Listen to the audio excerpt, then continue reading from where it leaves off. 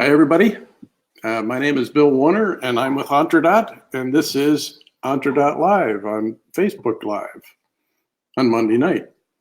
So welcome. Glad to be with you again. Tonight, we're going to talk about being a great manager.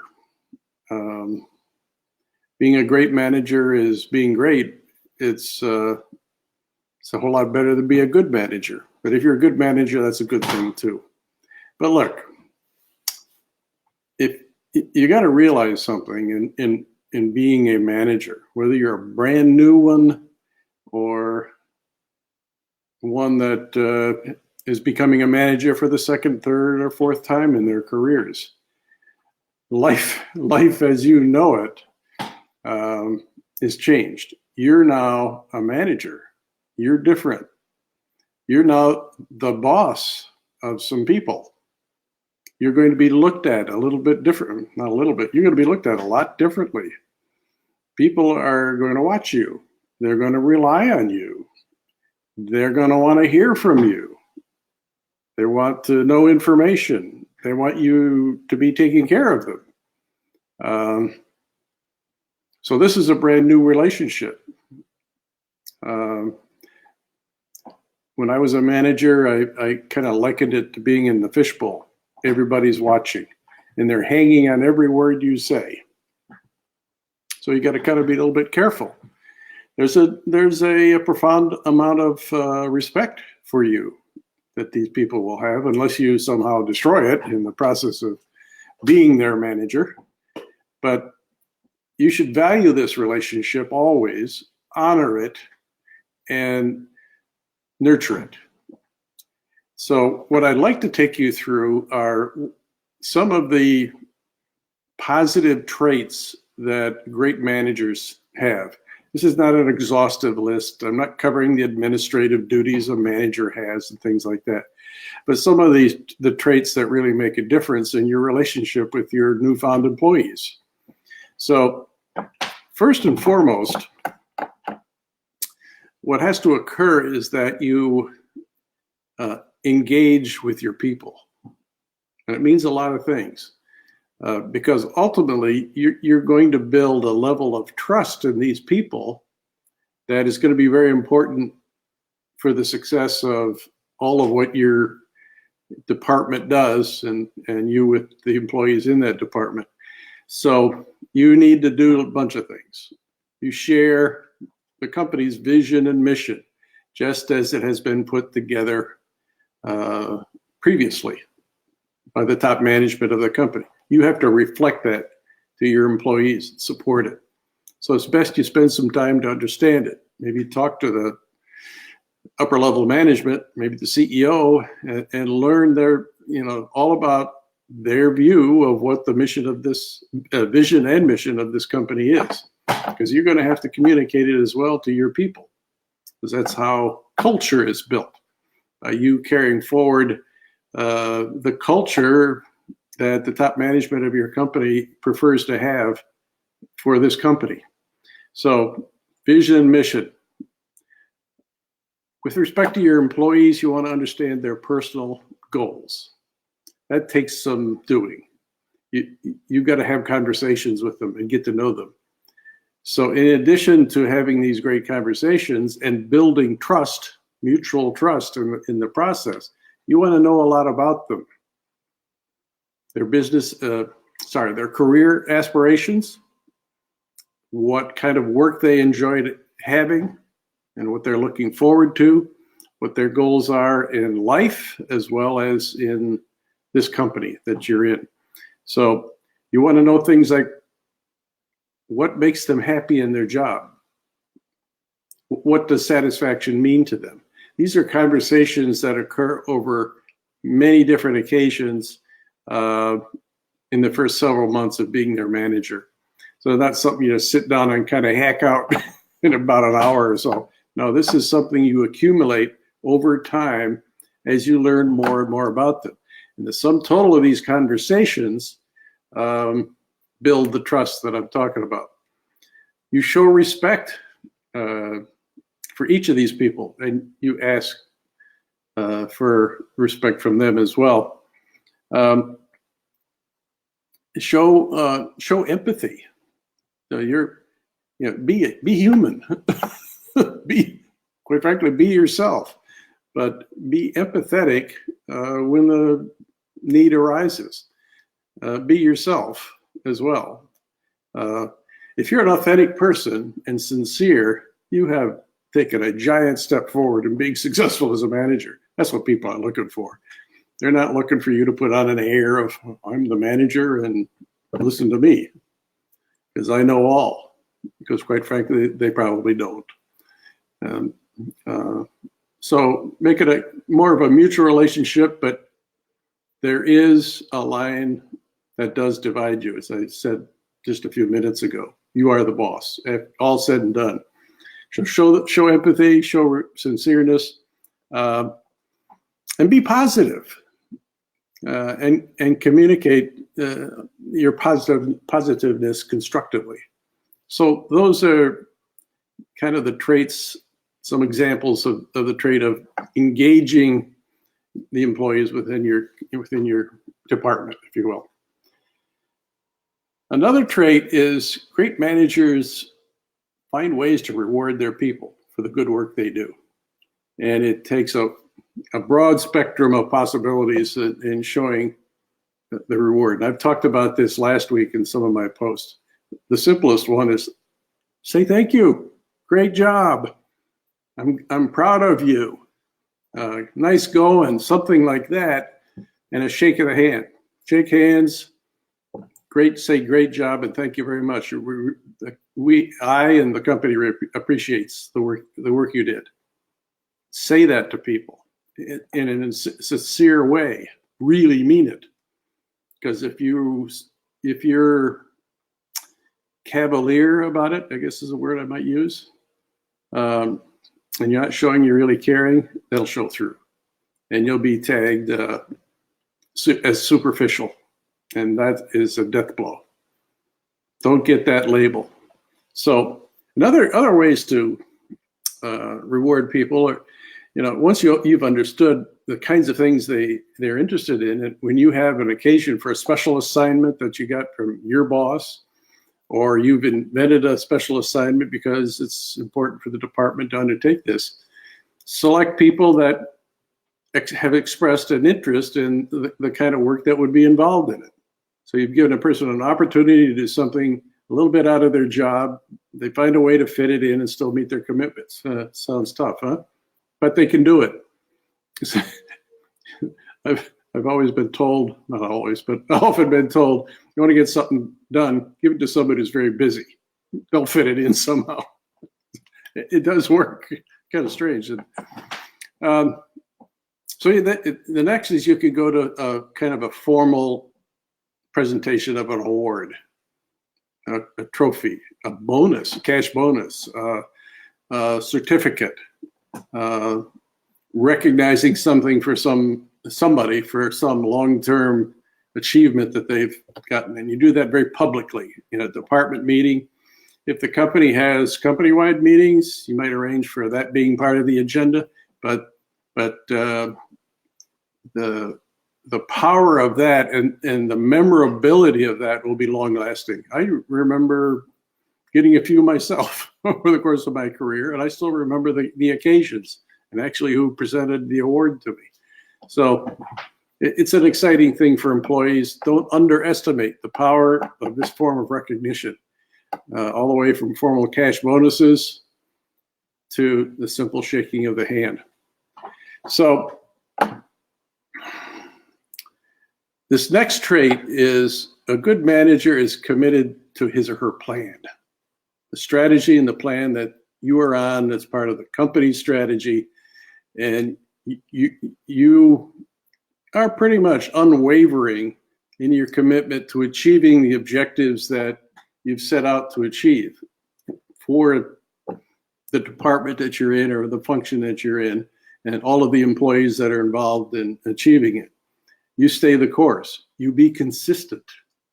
Be consistent about the objectives and meeting them, making trade-offs along the lines and consistent with achieving the objectives that you you're set out to, to perform.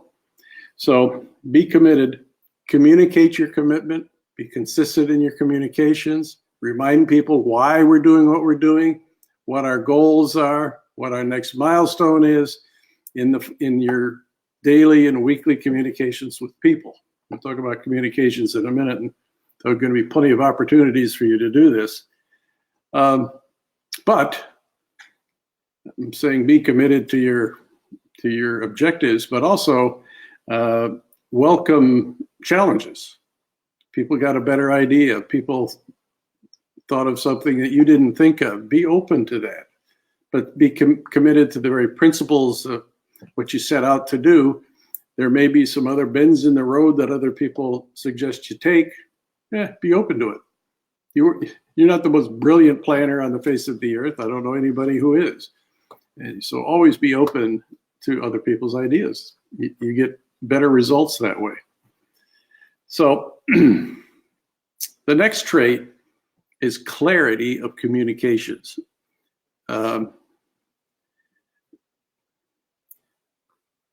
Maybe equally important is consistency of that clarity. So that when people hear you talk about the vision, values of the vision of the company and the values within the culture, your strategy of the company, and the commitments that your department has to complete, continue to instill those values, consistency, and those commitments consistently. So if you say things the same way over and over and over again, that's consistency. People know what you mean. If you try to say things like interesting, cool, different ways, you just confuse people. Well, wait a minute, he said that before and now he's saying this. So I don't quite get it. Be consistent. Be clear. Good communicators are great managers. So clarity. The second trait is a good manager, great manager, is kind of the master of teamwork and is the team leader, if you will. Within your team as a manager, empower the people within it to do their work. Empower means that you have clearly defined their responsibility and they understand it. You've had discussions with it. About it. And you continue to do so, and you enable them or give them the authority to make decisions within the bounds of that commitment. So you've empowered them by giving them the responsibility, and you've also giving them the ability to make decisions to execute the plan. That way, you get the best of people, because sometimes they have better ideas than you do on how to do something. I think you should try to avoid telling them how to do things, but getting out of them how they think things should be done the best. And if it makes sense, let them do it. What the heck? It's their commitment.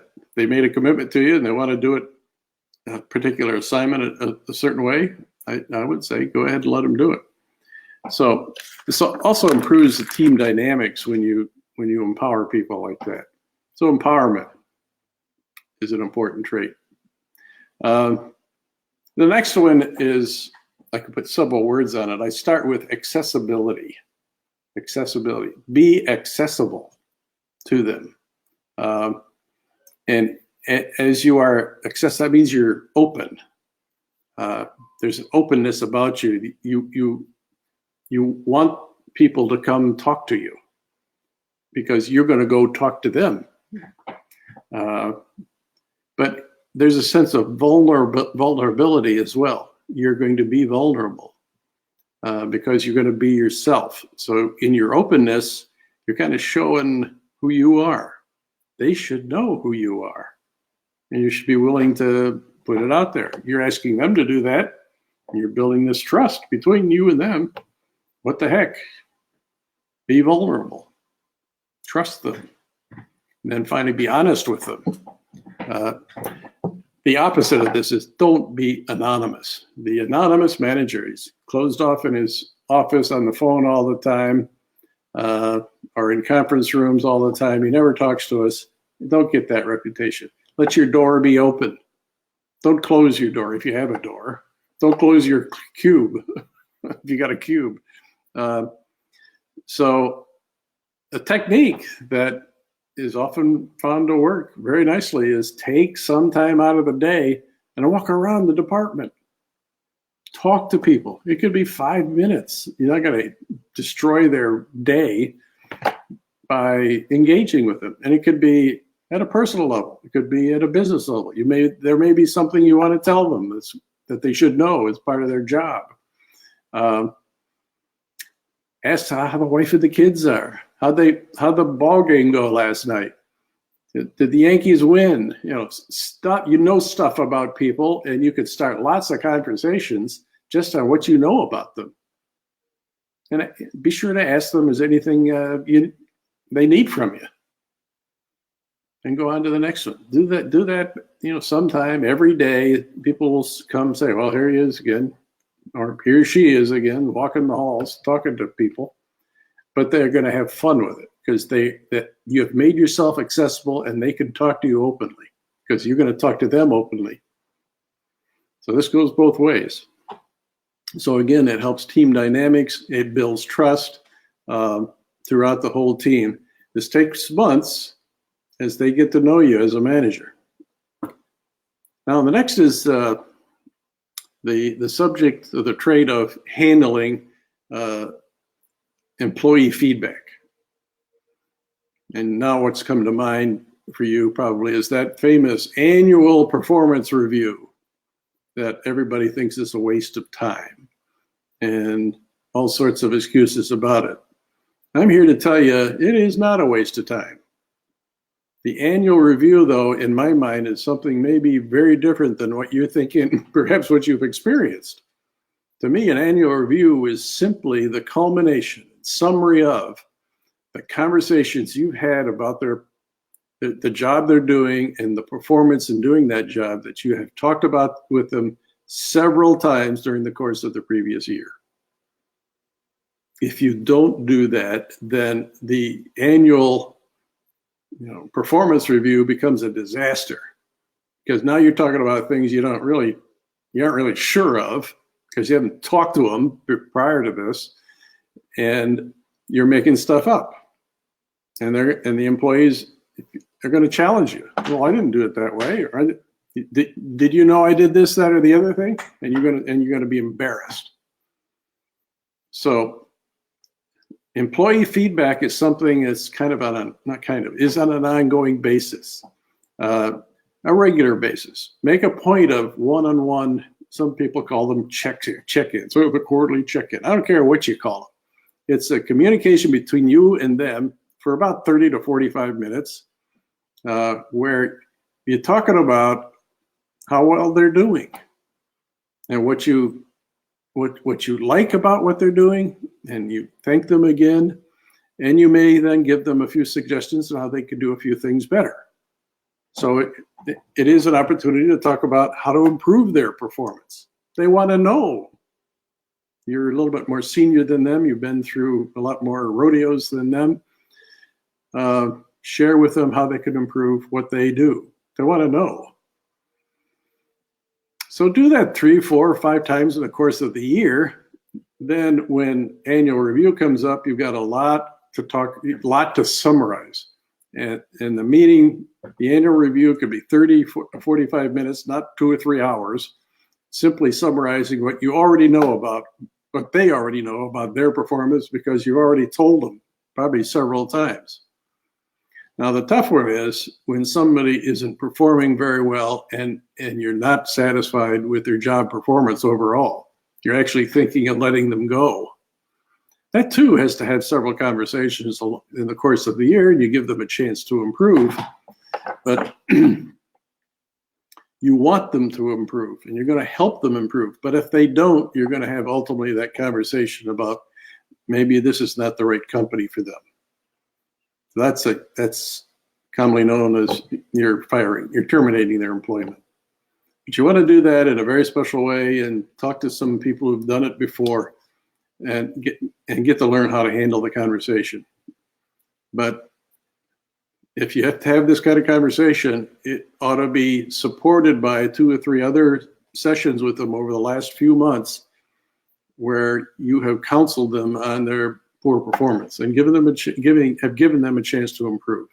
Okay, so that's employee feedback, the good, bad, and the ugly of that. The next trait, a great manager gives the employees great opportunities for training, particularly job training, new skills, particularly in this economy when younger employees, the famous millennials, whatever age group that is, 25 to 32 or 28, whatever it is, really are people that they want to do well. They want to have lots of opportunity. They want to excel, and they want to do new things, and they want to be recognized for it. Not bad stuff. You're going to have to do this as a manager in today's economy because there's lots of choices for jobs for these people, the very best people. You want to retain the best people. So provide training, whether it's inside the company or outside. The training could take the form of a short-term assignment, like I mentioned earlier, where they're learning something new from other people that they haven't worked with yet. So they see that you're giving them new opportunities to strengthen themselves and expand their career possibilities. So give them that chance. Now let me wrap up then with a couple of other thoughts. You've heard the term walk the talk before. Talk the talk and walk the talk. Walk the talk. Be real, be sincere, but walk the talk with respect to your strategy, your plan, your commitments, your trust in each other. You as the manager are always going to be looked at as the example. So set the example by being who you say you want them to be. So you build trust that way. Don't ever breach that trust that these people have for you and that you have for them. Walk the talk. Don't just talk the talk. And then finally, great managers, I keep saying good, don't I? Great managers ask for feedback themselves. In your check-ins, in your annual review that we talked so lovingly about earlier here, ask for their feedback on how you are doing. What can I do better to help you? See, this is all about them. But you want feedback as to how you can improve on the way you are treating them, giving them opportunities, and improving upon your communications and your feedback. Get their feedback of you. Now you're not going to have an annual review with them, but you honestly want their feedback. Ask for it and get it. So there's my spiel on what a good manager is. I hope that was helpful. If you have further questions, in fact, I don't see any typed in here in the chat room or chat box. Might not have it up here, right? But if you have questions or comments you want to make, you can do that to me on Facebook or LinkedIn. The video of this broadcast will be played there again. So I thank you for watching and participating. And again, my name is Bill Warner, and I'm with Ontradot. Have a great day.